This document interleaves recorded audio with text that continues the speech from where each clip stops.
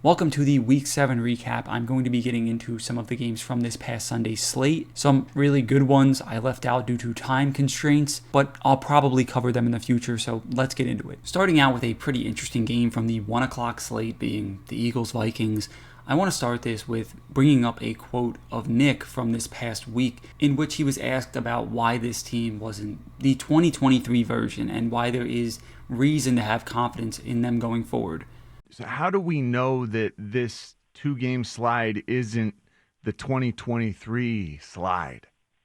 How do you know it's not the 24 slide, right? Yeah. So, I mean, Now, I didn't really like the response to this. This is not the 2024 Eagles. The 2024 Eagles had a lot less problems with them. You knew what was wrong on the defensive end of the football. You needed help in the secondary. That help came in the form of Cooper DeJean post the bye week. And if this current team lost Coop, I genuinely do not know where they would go. The pass rush isn't getting home. They can't stop the run. The secondary is on their last leg now, especially with the injuries encountered last week. There just isn't a lot of hope going forward for this team to return to their best in the league caliber play. There isn't someone you can just plug in. The holes are much more diverse than they were last year. But the biggest reason this team isn't like 2024 or even 2023 is because they can't run the football. This offensive line is deteriorating. They lost talent in the offseason. In 23 through 7 weeks, they were the second best rushing attack in the sport. In 24, they were the fourth best. Right now, they're not even top half of the league. And I don't think you can have a lot of confidence in that improving. Cam Jurgens isn't playing anywhere near his expectations. Toth is being forced into action. Landon Dickerson missed a game this year. That's not going to improve his health drastically. I would much rather see him sit on IR for 4 weeks and then come back playing somewhere near his all-pro potential. But right now, him playing through injury just isn't doing nearly enough for an interior offensive line that is a complete detriment. As I'm sure many others were, I was a fan of getting Jalen under center and making this offense more explosive by putting his back to the field. These deep shots can't be your only positive plays though. On them, they had an EPA of 23. For the game as a whole, they had an EPA of 20.3, meaning outside of these deep shots, their offense as a whole was pretty negative. That's not to say I was disappointed. Relative to the rest of the year, being slightly negative is a huge step in the right direction. I do want to talk about Jalen's deep ball a little because I've talked about it this past week, and if you haven't heard my opinion on it, I don't think it's the best. I think it's a solid part of his game, but it's not the part of his game that holds him up. That's obviously his athleticism and ability to be smart with the football and not turn it over. When you have two elite receivers on the outside, you don't necessarily have to put the ball through a keyhole. You just have to hit the door in some way, shape, or form. I saw that from Tag, shout out. To expand upon this, if you put the ball within A.J. Brown or Devontae Smith's range, they're most likely going to come down with it. That doesn't make it a quarterback stat. That's why deep ball is such a receiver-driven metric. Because completions don't always mean the quarterback was the one who went out there and put it to where they're basically handing the ball off to the receiver. They are not dropping it in the bucket per se. Every time it's a completion, just means the receiver came down with it. 2022 was by far Jalen's best year attacking defenses down the field.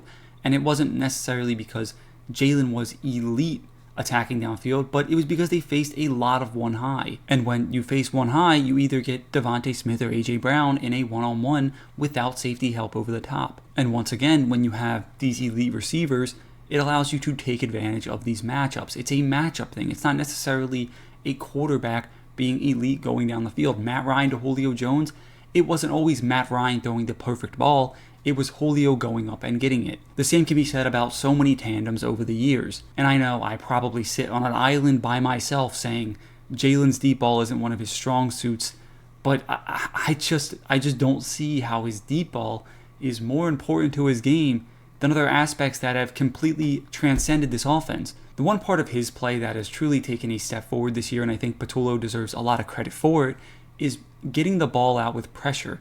The hots built into this offense are so much better than years past. Last year, it felt like every other week there were complaints that Jalen had nowhere to go with the football. This year, there aren't really those same issues. You have blitzers, Jalen has outs. He's able to negate these negative plays. Once again, something that is crucial to him as a quarterback. And it's just one thing that Patullo is actually doing very well this year that isn't getting near enough credit.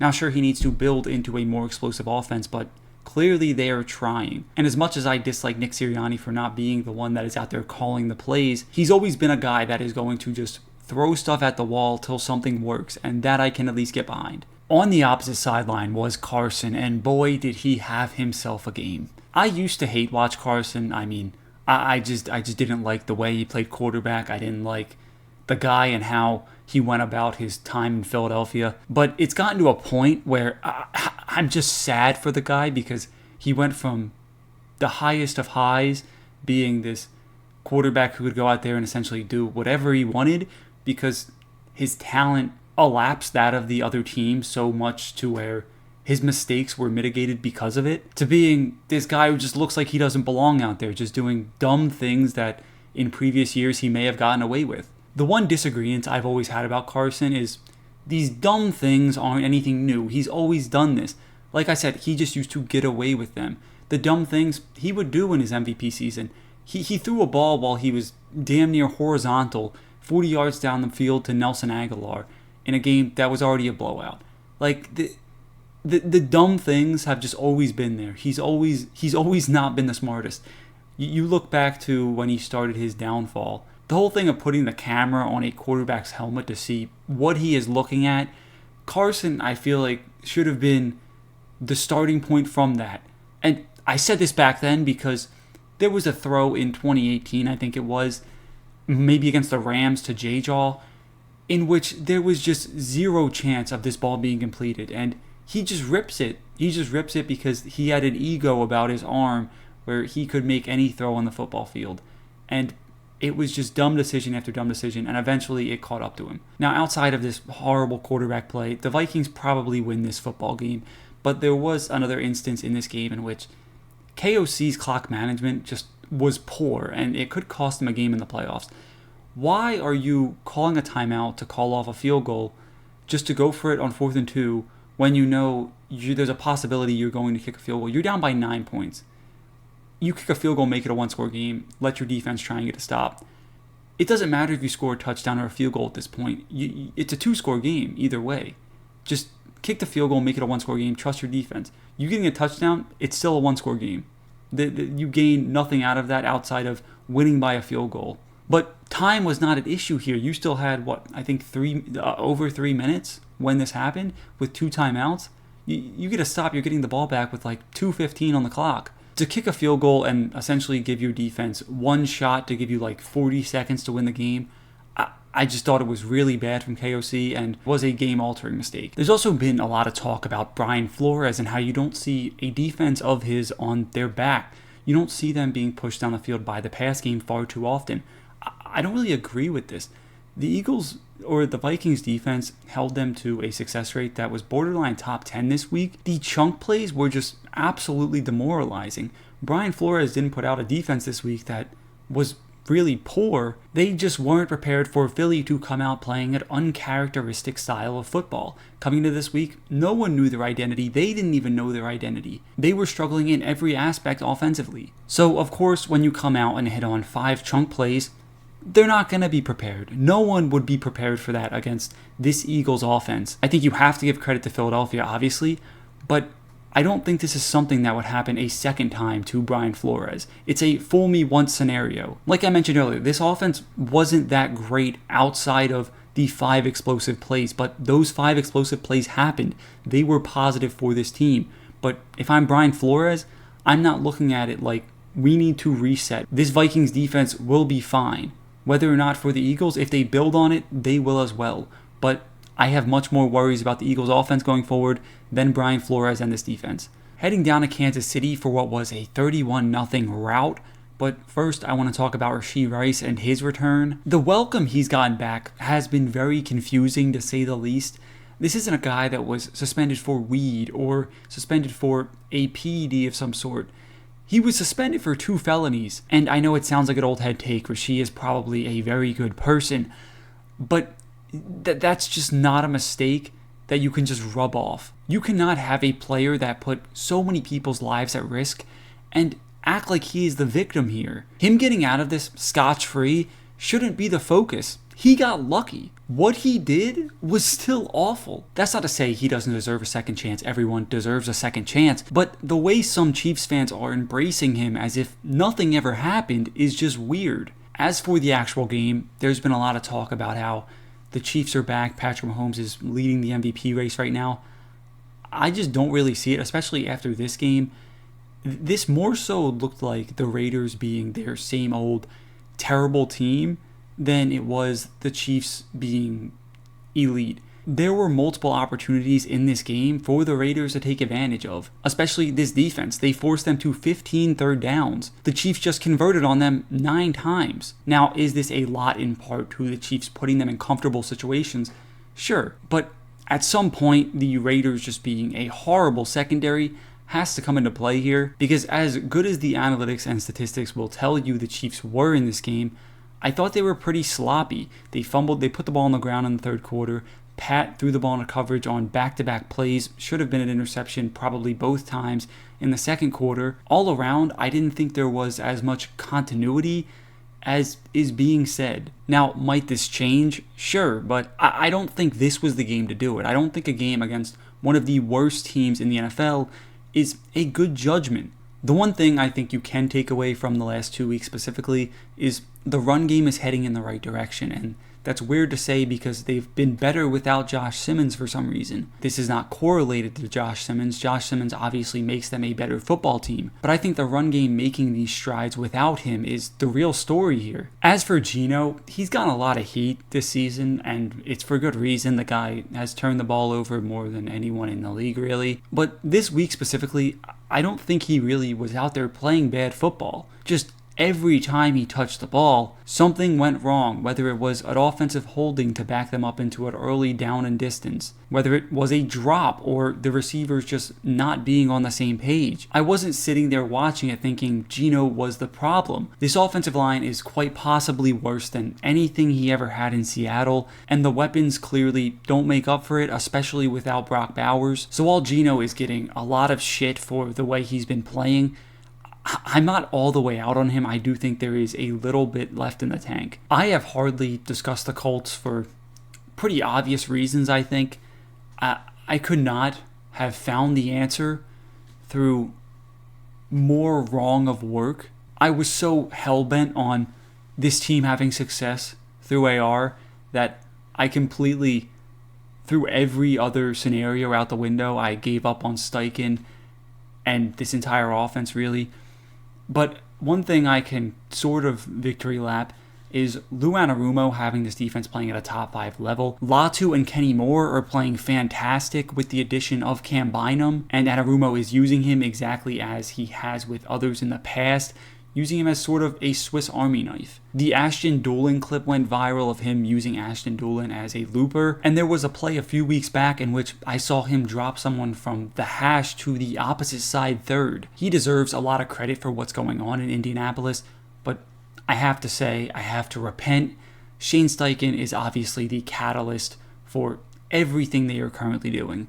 He has Daniel Jones operating at a Pro Bowl level, just the play calling is in rhythm, is consistent.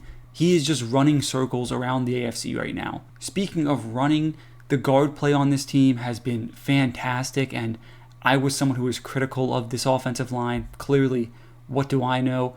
Because last year they just weren't good in pass pro. But Jonathan Taylor is having an Offensive Player of the Year caliber season after so many wondered if he would ever get back to that point. This team is a buzzsaw. Anyone who steps in front of them right now, it seems like the defenses just are looking for new solutions.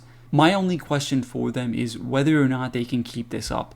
This is a team that has a very hard schedule, one of the hardest in the league to finish out the season. And this is an offense that hasn't really had to march down the field in the 2-minute drill and put the ball in the end zone. Can they do it? Probably. They've been able to do about everything else. But I feel like you just need to see it, especially with a Daniel Jones-led offense, to really trust them entirely going forward and into the playoffs. I still can't sit here and say I trust this team to do anything beyond maybe the wild card round, or if they get the bye, beyond the divisional. But I can at least admit this is a very good team despite me being completely wrong about how the quarterback situation would go. On the other sideline, there was a team just going in the complete opposite direction. Herbert probably played his worst game of the entire year, and what will be his worst game of the entire year, the first half. But he bounced back with probably his best half of football he'll have the entire year in the second half. That feels like it's been the theme for this Chargers team as they've slowed down, just an inability to find consistency. If you're a Chargers fan, you have to hope that Gadsden's role continues to grow and that he becomes a big target for Herbert down in the red zone. This team pretty clearly needs Joe Alt back, though. They were 3-0 with him. He only played 15% of the snaps in their Week 4 loss. With already missing Rashawn Slater for the year, Alt coming back to form would really be a huge boost for this offense, and for a team that prior to him going down looked like a dominant force. I'm not all that worried about them because the defense is fairly good. Jesse Minter needs to get this run game in check, but outside of that, it's a team that can contend when healthy, especially with Herbert playing his best football, which is ahead of him. It's just going to come down to, can this team stop the run, and are they able to do vice versa on offense? Over in Tennessee, in a game in which the Titans were throwing punches for far longer than I'm sure people expected, Drake May put up another great performance. Now, I may have missed on Jaden Daniels or been wrong for going all in on Anthony Richardson, but my thought of you always take the alien, I think it was the last video I made on here, I will never lose that because of a guy like Drake May. You're not trying to go out there and get Josh Allen or Lamar Jackson.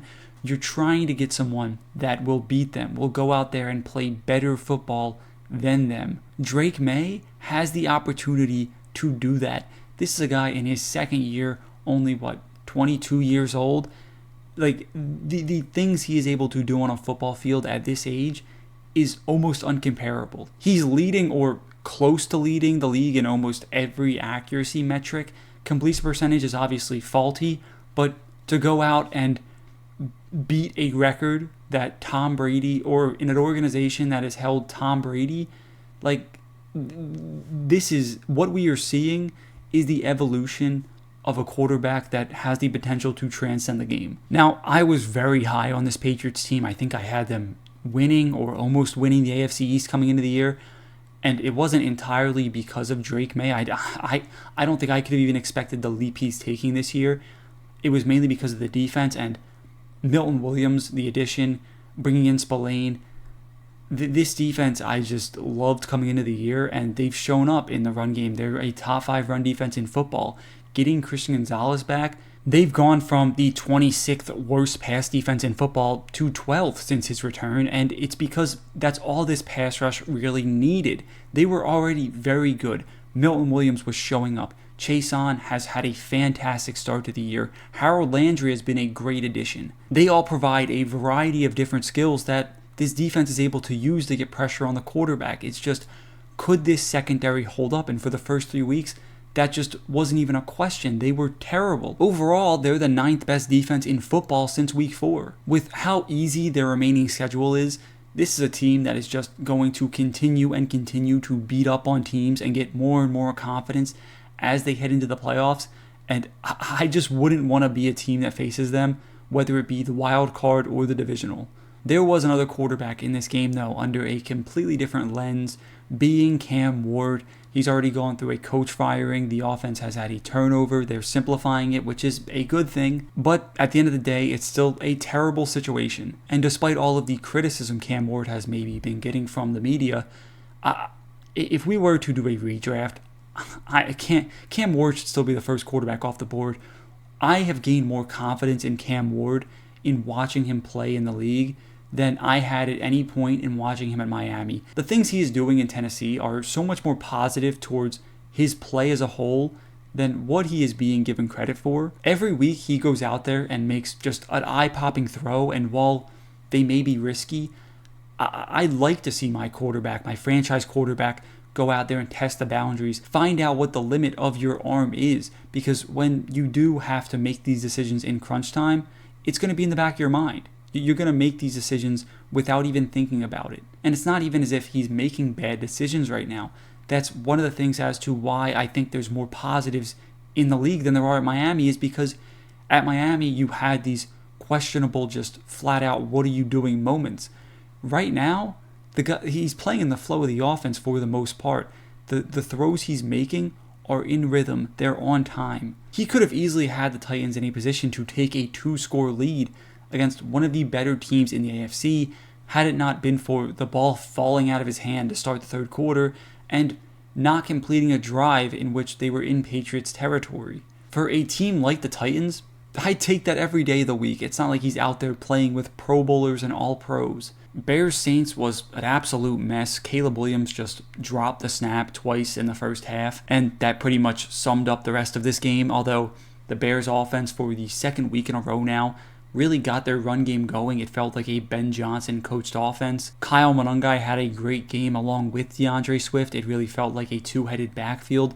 Whether or not that continues or was just because they didn't want to give DeAndre Swift 30-plus carries remains to be seen, but either way, you love to see it, especially against a top 5 run defense heading into the week. Now, through the air, obviously, they were pretty sloppy. It was a sloppy game all around in just bad weather.